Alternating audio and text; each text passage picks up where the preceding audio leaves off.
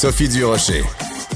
Passionnée, cultivée, rigoureuse.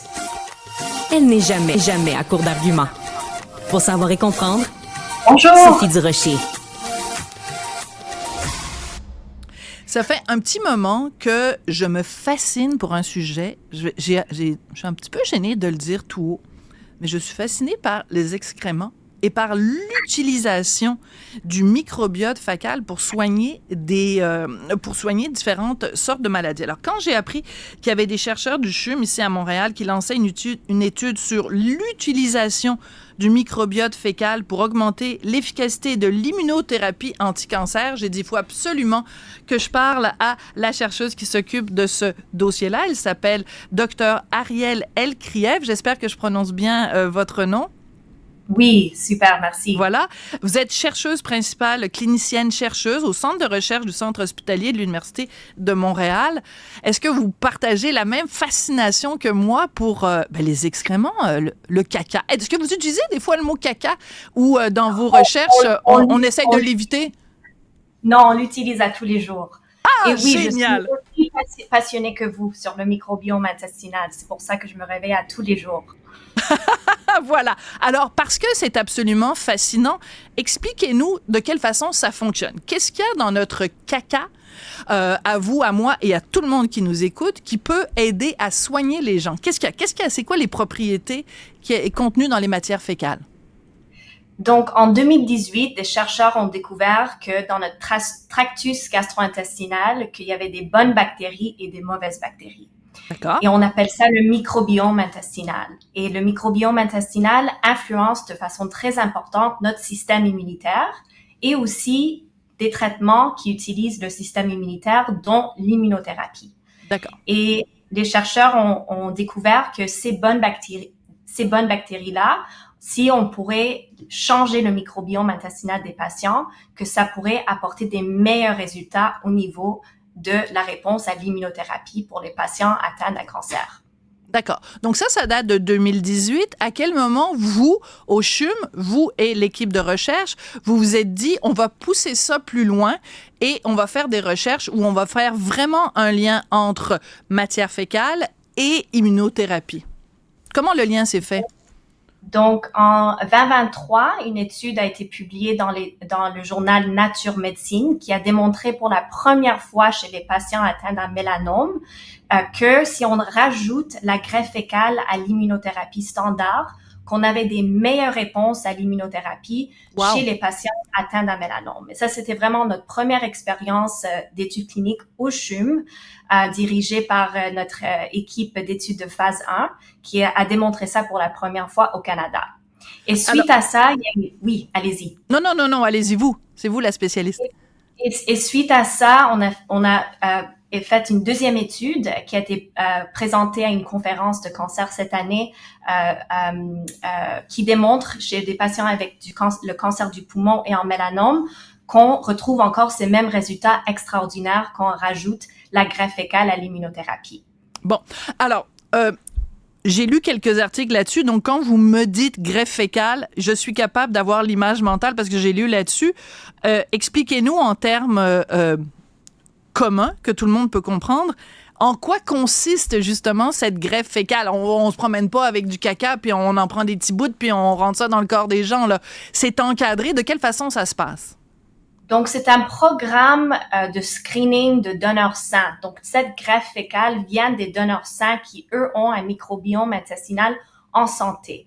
Mm-hmm. Et cette donation des donneurs, c'est en fait, ils apportent leurs selles et les selles sont testées pour toutes les infections connues.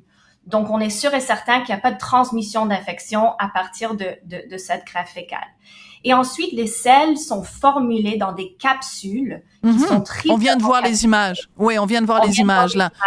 Oui. Et ensuite, les patients avalent les capsules et une semaine après reçoivent leur immunothérapie standard. OK. Donc, juste pour bien comprendre, parce qu'en plus, on a le droit d'utiliser le mot caca. Donc, alors moi, mettons que vous m'avez testé et vous avez découvert que mon système intestinal est en parfaite santé. Donc, je fais caca dans un petit contenant. je vous apporte mon caca dans un contenant, vous faites des prélèvements de mon caca, vous gardez les bonnes parties de mon caca, les bonnes bactéries, vous mettez ça dans une petite capsule et quelqu'un qui est malade va l'ingurgiter comme on vient de le voir. Excusez-moi de poser la question, elle est toute bête, là, c'est une question d'un enfant de 8 ans, mais est-ce que les petites capsules, ça goûte le caca? Non, en fait, et j'aimerais juste faire la connexion que c'est nos collègues à London, Ontario, qui montent ce programme de donneurs sains. Mais en fait, ces capsules sont triple encapsulées. Ça veut dire qu'ils sont englobés 3 fois et sont complètement sans odeur, sans goût. Et on n'a aucun problème avec ça. Et de plus, ils sont faits pour être relâchés dans le petit intestin. Donc, on est sûr que les capsules se relâchent à la bonne place et que c'est très sécuritaire et très, très bien toléré par tous les patients. Mais donc, excusez-moi encore une fois d'être très graphique, mais on sait que les excréments humains, il y a quand même toutes sortes de matières qu'on veut pas, le E. coli, enfin toutes sortes de trucs. Donc, j'imagine que quand on fait le prélèvement, on prend juste le bon puis on laisse de côté le mauvais. Donc, tout ça est extrêmement encadré, là. En fait, c'est pas le fait qu'on laisse de côté le mauvais. On teste les selles pour toutes les infections qui peuvent être transmises. Donc, toutes les pathogènes. Passionnant. Même incluant le COVID. Donc, on teste les selles pour le COVID. Et quand ça passe toutes les étapes et qu'on est sûr qu'il n'y a pas de pathogène, à ce moment-là, on formule les capsules et on les administre aux patients avec leur traitement d'immunothérapie. Alors donc ça c'est fait en Ontario, donc n'importe qui est en bonne santé peut être un donneur de caca. Potentiellement, oui. Bon, alors maintenant revenons brièvement quand même à votre étude sur l'utilisation. Comment ça va fonctionner? C'est-à-dire dans combien de temps on va savoir vraiment les résultats, puis à quel point ça améliore l'immunothérapie? Donc, l'étude qu'on va lancer, c'est une étude de randomisée de phase 2 qui va avoir lieu à travers 15 sites à travers tout le Canada chez presque 130 patients avec un mélanome. Donc, une étude très importante. On va savoir les résultats à peu près dans 3 ans.